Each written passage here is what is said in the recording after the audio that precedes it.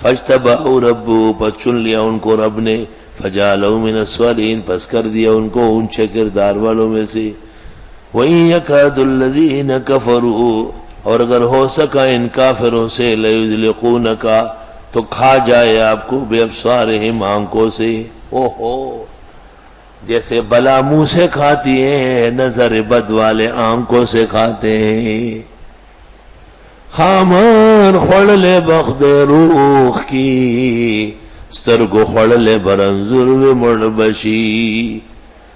مشرکین اور یہود نے جناب نبی کریم صلی اللہ علیہ وسلم کو نظر لگانے کے لیے لوگ بٹھائے، آپ کا سرخ سفید چہرہ، جمال جمال آرا، اور سنبل موئے پیچ و تاب کی طرح بال، اور عجیب و غریب جوانی، اعلیٰ ترین صحت، انوار و برکات کے معدن و مرکز۔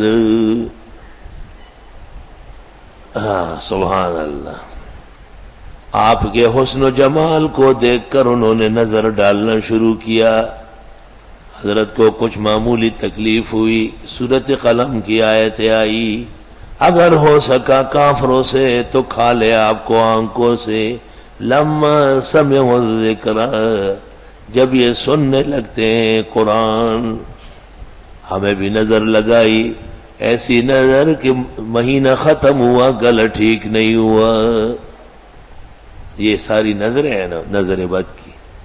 وَيَقُولُونَ، اور یہ کہتے ہیں، إِنَّهُ لَمَجْنُونَ، بے شک یہ پیغمبر دیوانے ہیں۔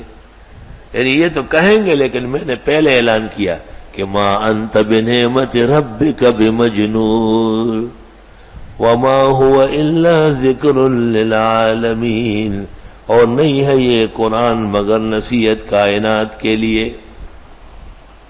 آپ 1000 کلمات پڑھ لے اور قلم کی آخری آیت آپ نے نہیں پڑھی ہے، نظر نہیں جائے گی۔ وقت پر اگر یہ پڑھ کر دم کیا جائے تو فوراً نظر ختم ہو جائے گی۔